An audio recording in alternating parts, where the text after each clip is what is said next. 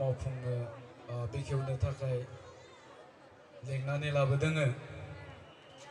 दा जियानो जा बोसोरफ्रामबो फैबाय थानायनि खाबुखौ मोनो। देग्लायबो लेंहरनायनि थाखाय साबायखर बावहरबाय।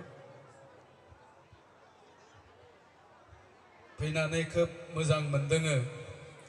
मानोना नैबे ओनसोलनि बे फोरबोआ बे ओनसोलनि रायजो राजाफोरनि मोनसे खौसेथिनि नेरसोन आरो नोंथांमोना बयबो खौसेयै नाजानानै हाबा मावनायनि गेजेरजों बेखौ दिनै 72थि बोसोरसिम लाबोनो हाबाय। बेखौनो आसा खालामगोन नैबे फोरबोआ नैबे ओनसोलनि मोनसे खौसेथिनि प्लेटफर्म जानानै थागोन। दा बेजों लोगोसेनो आं मोनसे खोथाखौबो बुंनो सानगोन। जिहेतु नैबे ओनसोला मोनसे गोग्लैसोनाय ओनसोल, गामियारि ओनसोल। दा बे ओनसोलाव जोंनि इयुन जोलैफोरनि सोलोंथाइनिफ्राय लानानै नोंथांमोननि न'खराव थानाय साफ्रोमबो गथ'फोरखौ साफा साफा मास्टार, प्रफेसर, डक्टर, इन्जिनियार खालामनो हायो, साफा साफा गियानि खालामनो हायो।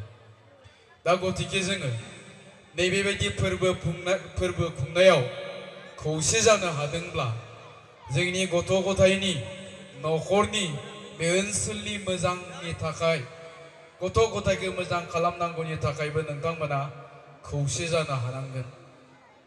दा बेखायनो आङो बे ओनसोलनि रायजो राजा नोंथांमोनखौ आं खावलायनोसो नागिरदों। नोंथांमोना बे ओनसोलाव थानाया दिनैनिल' बाथ्रा नङा, निस्सय दिनैनिफ्राय 60, 70, 80 बोसोरसिम थाबाय। बे 60, 70, 80 बोसोरनि जारिमिनखौ बोरलायोबा जों नुगोन जोङो दाबो बेनो बे दं, एखे रोखोमैनो दं।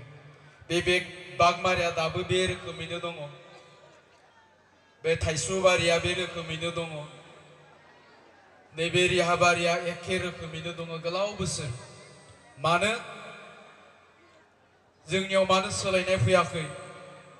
खारन जोंनि न'खराव, ओनसोलाव, गामियाव सोलायनाय फैनांगौब्ला जोंनि न'खराव थानाय साफ्रोमबो गथ'आ लेखा गोरों जानांगोन, गियानि जानांगोन आरो बिसोरो जानो हायो, बिसोरखौ खालामनो हायो। दा बेखायनो आं गोलाव खालामनो नागिराखै।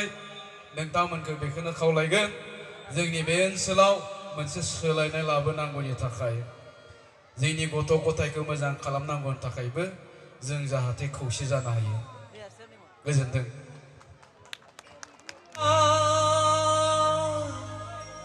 सिरि सिरि मेगनजों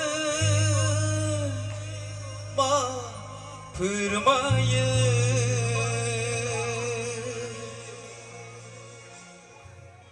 बुङा मानो लाजियो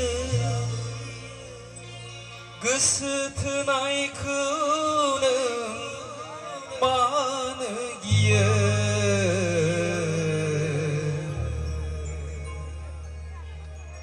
बुङा मानो लाजियो गोसो थोनायखौ नों मानो गियो गंसिना सिरि सिरि